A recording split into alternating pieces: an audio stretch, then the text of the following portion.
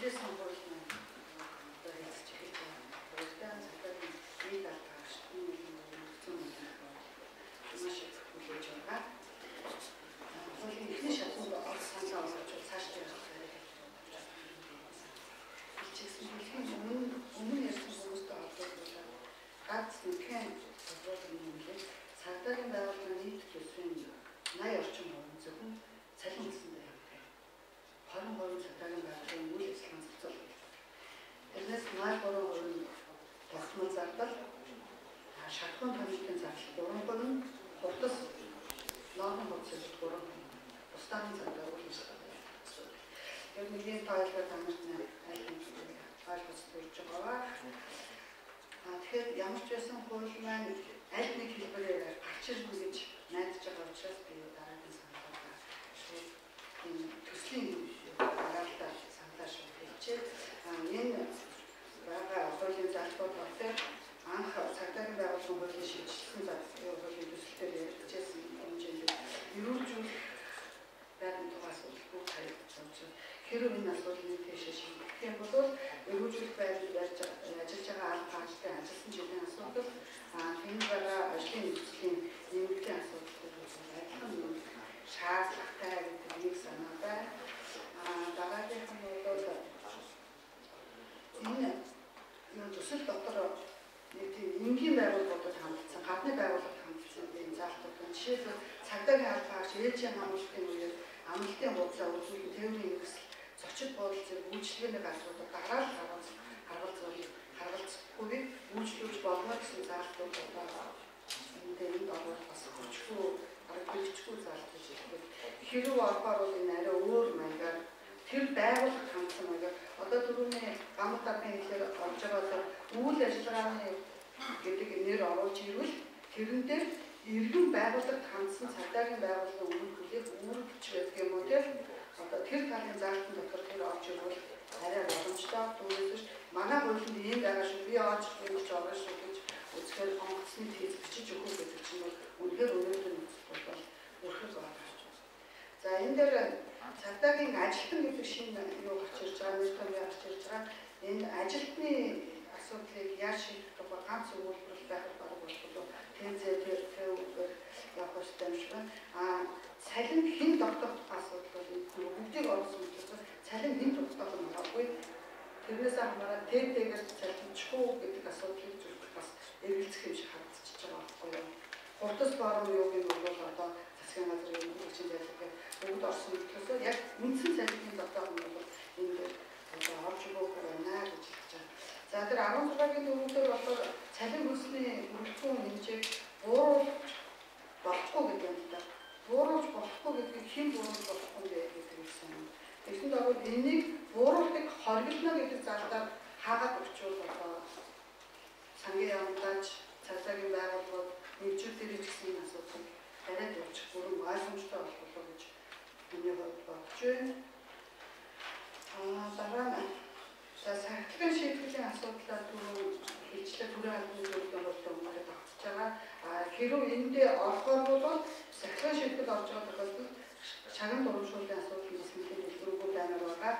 Үндсэн цалин цагдаагийн байгууллагаас өгч байгаа урамшууллын хажуугаар бас зарим нэг төрлийн урамшууллыг бусад орлогоос гадны байгууллагаас ирдэг. Энийг яаж хурцлж болох гэдэг асуудлыг энд бас дагаад оруулчмаар юм шиг орж байгаа.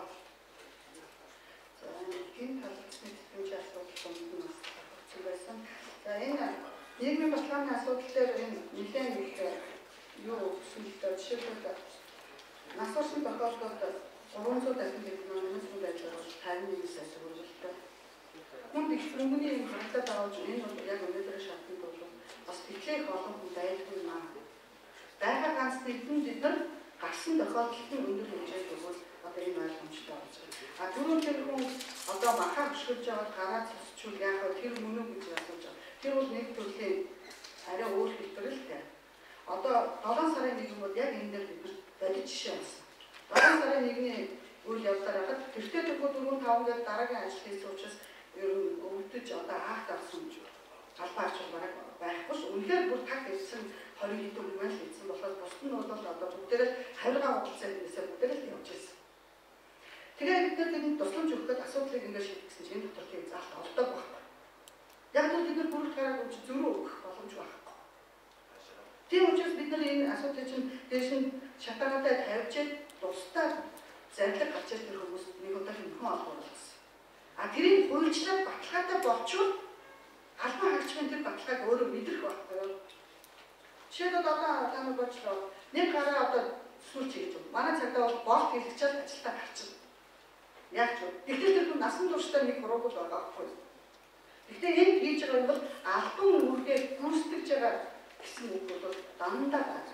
Албан үүрэг гүйцэтгэж байгаа оом хоёр ч бас ариу өөр ажилдаа явах замдаа тэр хүн тийм осолд орох бол бид нар тэрэнд энийг оруулахгүй байхгүй юу? Цаанда ялгарна. Тэгээд тэгэхээр одоо албан үүргээ гүйцэтгэж яваад гэмтэж бэртээ дөрөвт орсон албан хаагчид цагдаагийн байгууллагын хэмжээнд өнөөдөр 27 хүн байна. Тийм их айхтар олон гараад өсөлт их айхтар ачаалт орох юм бол яг энэ тэтгэмжин дээр бол их гарахгүй. Манай дээр өмнө гарсан тооцоодоо гарсан нэг юм бол өөрөөсөө яг заавал даатгал гэдэг юм оруулж өгсөн. Энэ бол цагдаагийн албан хаагчийн амнаас эрүүл мэндийн мөнгөөр биш амнаас эрүүл мэндийн даатгах асуудал. Тэр нэлээд том баталгаас тэрэн дээр бол нэлээд өндөр зардал гарсан юм. За тэр нөгөө түрүү нэртэй жишээ гарсан нэг бас засаг дараас нутаг дэвсгэрийн цагдаагийн байгууллагын албан хаагчдын цэцэрлэгийн насны хүүхдэд тухайн нутаг дэвсгэр одоо яашин цэцэрлэг оруулах болохгүй шинээр байгуулах энэ бол манай юм бас илүүцсэн байна. Тэгэхээр байгууллага хүлээх юм орон нутаг хүлээх өөрөнд дотор энэ тэргуунд одоо албан хаагчдын хэдэн хувийн чамрах гэх юм уу тийм их байдлаар орж болохгүй гэж бодож байгаа. За энэ заалтан дээр одоо жишээ нь насан туршаагүй хүүхдэд төлбөргүй эрүүл мэндийн үйлчилгээ үзүүлэх энэ цагдаагийн байгууллагыг хариуцахгүй байх л та. Тэгэхээр эрүүл мэндийн байгууллагуудад одоо шуурны бодлоо зөвхөн цагдаа биш. Одоо ийм үүрэг гүйцэтгэсэн хүмүүсийн хүүхдэд үйлчилгээ өгөх эрүүл мэндийн хуулинд оруулах юм уу тэр чиглэлээр нь оруулсан юм болов гэж байна. За мөн энэ эдийн засгийн баталгаанд нэгэн төрсөн түвшингөөсөө бид нар ухаж болохгүй байх гэж ойлгож байгаа. Ээлжийн амтлагын хоног бол яг тийм байгаа. Орон зооны хангамж одоо сэлхэн ажиллагч гэдэг юм уу нөхөн ажиллах оронтой байхгүй учраас манай албан хаагчдууд үнэхээр энэ амлалтад нийтлж чадахгүй хууль хэрэгжиж чадахгүй байгаа учраас бид өнөөдөр энэ ээлжийн амтлагын эдлэгийн амлалтын өмнө 2 дахин үсгэе гэж хөдөлгөөний хуулийн жишгийг барьж бид нар энэ асуудлыг тавьж байгаа юм аа. Түүнээс бүгдийг одоо ингээд мөнгөөр тэр хүмүүсийн эрүүл мэндийг одоо хаачих гэдэг биш. Тэгээд энэ хангамжин дээр орон нутаг явах зардал байгаа дээр суулалт 2 жил нэг удаа суулалт амрах зардлыг нэмж өгмөр байна. Гадаадын нэг биш оронд бол одоо нэг удаа тэг 20 жил аваад нэг удаа гадаадд явах зардлыг цагдаа байгууллага олгодог. Тэр зардлаар Монгол ирж байгаа хүмүүстэй бид нар уулзч байсан л та. Тэгэхээр тэр нь байхад суулын зардлыг бол яаж 2 жил аваад гэдэг юм. Орол утгаасаа тогтсон байна. За энэ дээр цагдаагийн төв байгууллага хариуцсан гэсэн зарим нэмэлт бол бид бас жаахан өөр болно. Төв байгууллагууд манай бол 21 аймагтай нэгж орон нутгаар байдаг. Орон нутгийн засаг даргатай гэр байгуулалт давхар явуулдаг учраас бид зөв оны төсвийг өгчдөг. Тэгэхээр энэ үйл ажиллагааг явуулахад бол энэ цагдаагийн төв байгууллагын асуудал байгаа учраас төв байгууллагууд арай өөр хэлбэрээр авах байгаа. За мөн ховтой нөхцөлийн нэмэлт олох юм бол энэ дотор тэр хүн сэдвийн хангалтын дотор зайлшгүй шаардлагатай өнөөдрийн байдлаар өргөжүүлэх баримтлал замын цагдаагийн яг зам дээр ажиллаж байгаа албаачдын ажлын нөхцөл хүн дотор нөхцөл жагсаалтын нэмэгдэж орчод байгаа. За бусдын би ажлын хэсэг бичгээр өгөх. За маш баярлалаа. Өнөөдрийн хэлцүүлгийн явц бас дахин хэлж байгаа энэ бол хамгийн анхны хэлцүүлэг дөрвж гарч байгаа санаа тавхны хэлцүүлж хийж байгаа. Тэгээ энэ дээр бас тодорхой санааны сонслогоо ажил хийх юм шиг хэлж авч байгаа. Эсвэл үйлс болгож байгаа зүйлийг хийж бодож байгаа тавхны тэгээ хүмүүсийн хийж байгаа санаа хэлцүүлгийн явц маш асуудал мэдээж өнөөдөр бид ярьж байгаа хоёр үгийг баталж гаргаснаа юу болсон байгаа хэрэгцээ асуудлыг шийдэж чадахгүй. Ялангуяа сая уран зохиолын дарга гарсан өнөөдөр цагдаагийн байгууллагын төсвийн 80% цалиндаа очдог юм аа гэж. Цалин хангамж ийм бага байхад л нийтлэг шаардлагатай гэж үзэж байгаа 80% цалиндаа ороод таарч байна гэдэг чинь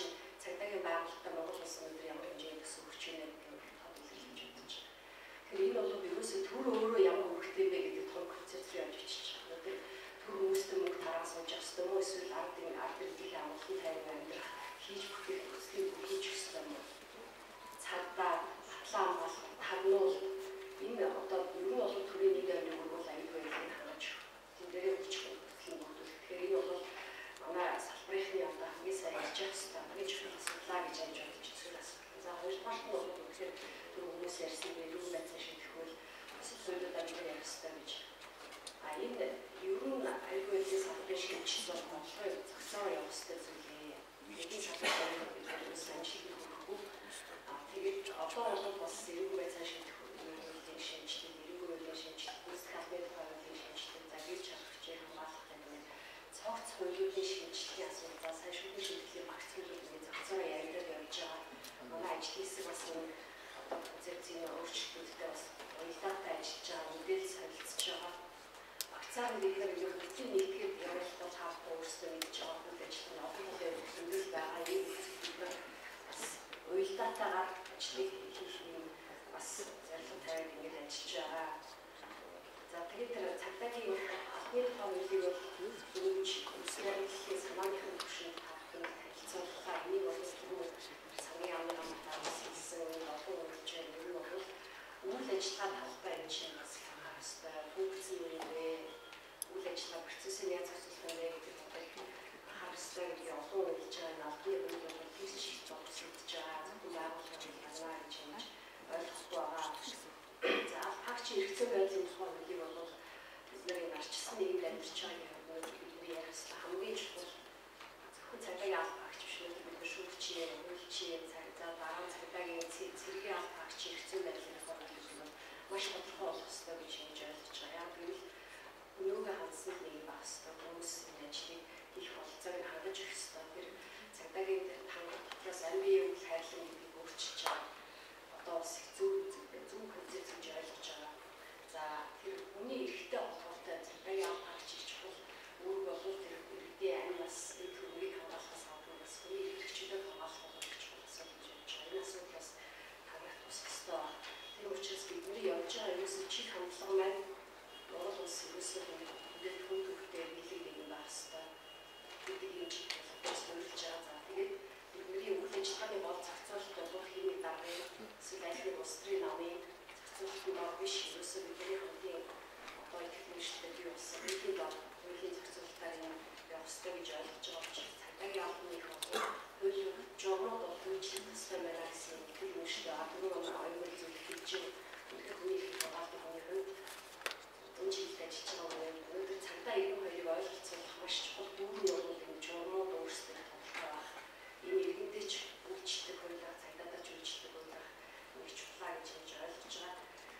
За тэгээд өнөөдрийн хэлцүүлгээс бол бид маш их маш олон зүйлийг ойлгож авлаа, сонсч авлаа, тэмдэглэж авлаа ингээд та бүхэн санал туслаад явах болно. Гэхдээ дахиж хэлэхэд бол дөнгөж ихэхгүй өнөөдөр төслийн авсан учраас та бүхэн ингээд дахиад байгууллага дотор ярих баг зөндөө олон шүүмжлэл хийх баг сайжруулах олон бүтээл санал гаргах байхаа гэж бодож байна. Ингээд хэлцүүлэгт оролцсон та бүхэнд баярлалаа.